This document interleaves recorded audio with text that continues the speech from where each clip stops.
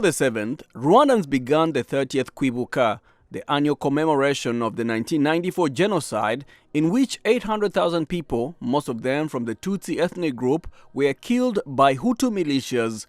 For more on what this 100-day period means for the genocide survivors, I reached Consolee Nishimwe, author of the autobiography Tested to the Limit, a genocide survivor's story of pain, resilience, and hope. She tells me that Kwibuka, a Kinyarwanda word that means to remember, is a time to honor the memory of those who lost their lives during the genocide and to reflect on the importance of reconciliation and the prevention of such atrocities in the future. Consolee Nishimwe, thank you so much for joining us today on The Voice of America. Now, reflecting on the events of 30 years ago, could you describe what life was like for you and your family leading up to the genocide? Thank you so much for having me. As we commemorate the 1994 genocide against the Tutsi 30 years ago, as a survivor, it feels like, it happened yesterday. So for me, I was a young 14 years old around that time who was happy living with my both parents. And I lived in the western province of the country. And where I grew up around that time, and I would say that my childhood was a beautiful childhood, but unfortunately everything changed. That I found myself and my family going into hiding for 3 months, where I had to face unimaginable horrors at a young age and losing the people that I loved and see things that any person, I would never wish for anybody to see in their lives. So I lost a big family, and so many horrible things happened to me at the time. So, how did the genocide directly impact you and your loved ones? How could you share some of the most challenging moments you experienced during that time? During that period, during the 3 months in hiding, I had to be forced going into hiding, like I said earlier. And during that period, the people who were considered to be friends and people that I used to see, going around and, going to school, my parents being teachers, going to teach their family, their children. So my dad was murdered. And my 3 younger brothers were also slaughtered, and their bodies were thrown in a septic tank of our home. Like many of the people know that during the genocide against the Tutsi, rape was used as a weapon. And as a young woman at the time, it was not easy to escape that. So I had to, I faced that. I was raped, and like many other young girls and women, and those are the most horrible, some of the most horrible things that I had to face during the genocide against the Tutsi. And in the aftermath of the genocide, what were some of the immediate challenges that you faced as a survivor? How did you and your family begin to rebuild your lives? Yeah. After surviving the genocide, losing the people that I loved, my dad, my 3 younger brothers, and what happened to me, I lived with the consequences and the trauma, being a young teenager.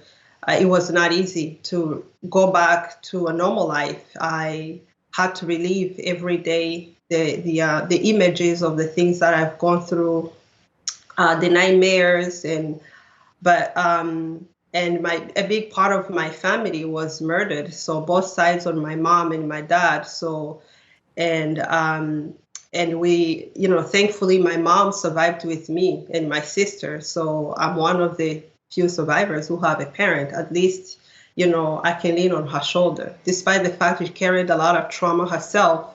But at least, we resumed life together. She went back to teach. I went back to school.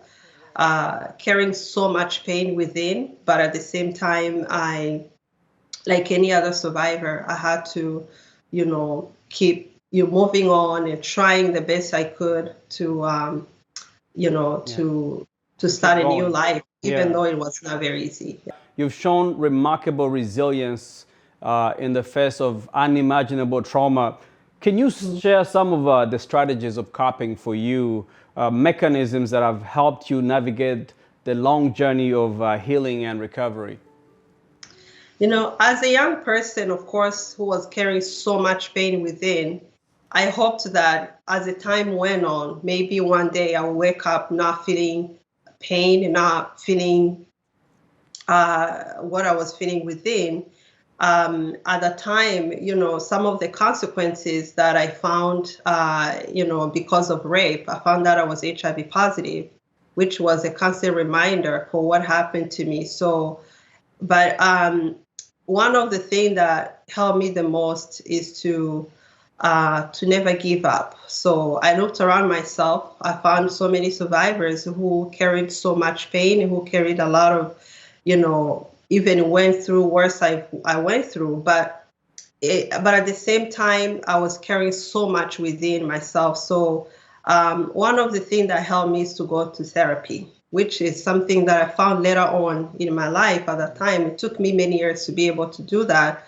So, and when I did therapy, it also allowed me to write my book, which is something that helped me so much because I had to go deep within and talk about the most painful things, especially rape, which was one of the hardest things for me to talk about. Even though I went through so much pain of losing people that I loved, but rape was one of the hardest things for me to even talk about. But when I had the courage to talk about it, you know, because of therapy, it was so cathartic for me. So, and I started that journey, and it felt like a load was lifted off my shoulders. So that's how my life journey of healing began, and I started to feel like life was worth living, even though it was not easy journey, but I felt like life was worth living,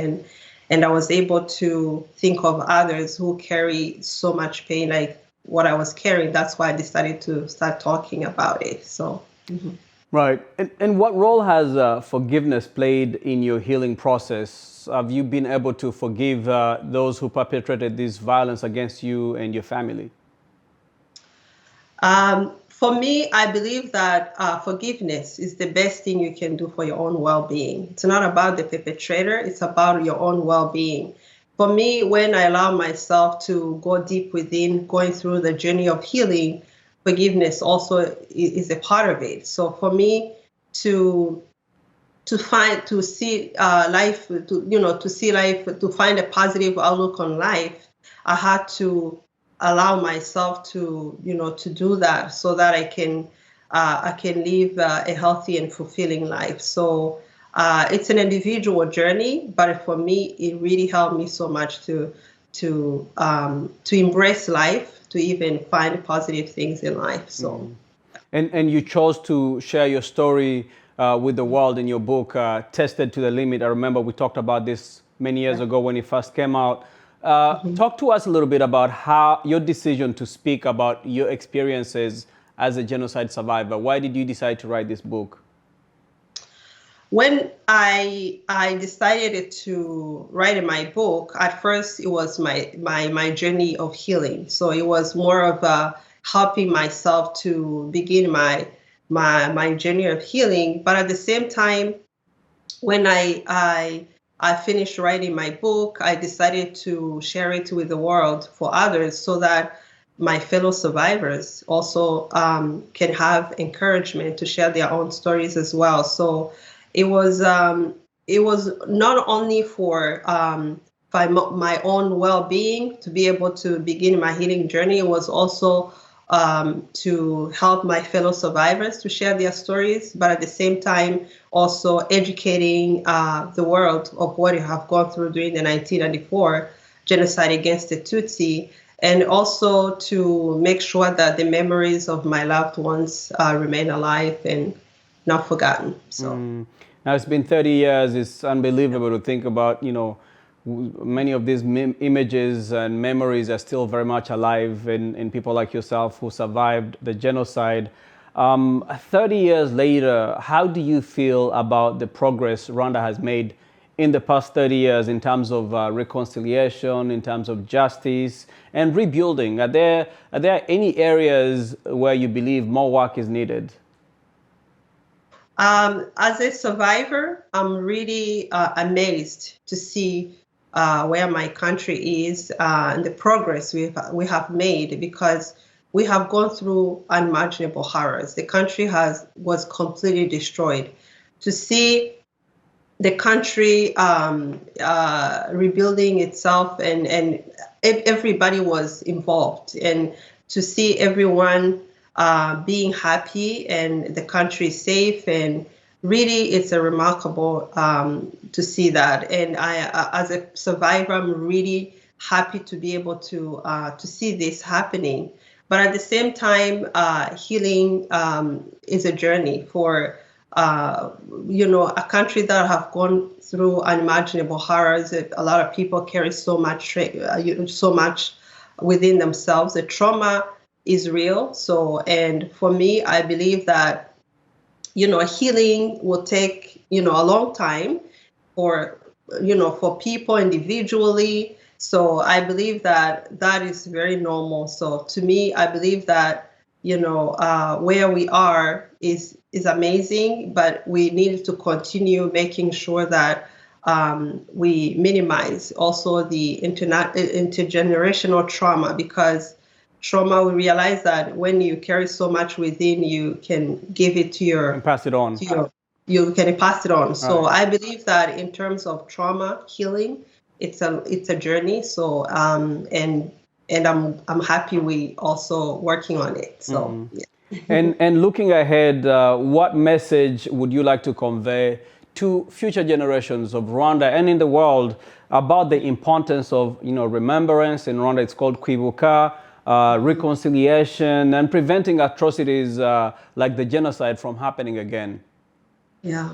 To young people, I believe my message: make sure you educate yourself about what happened, because when you learn from the past history, you are making sure that it won't repeat itself again. So education is key. So I encourage young people to educate themselves, and also to make sure that they learn to take care of themselves, to love one another, and appreciate life. So, and to me, that would be a message I would give to the young people.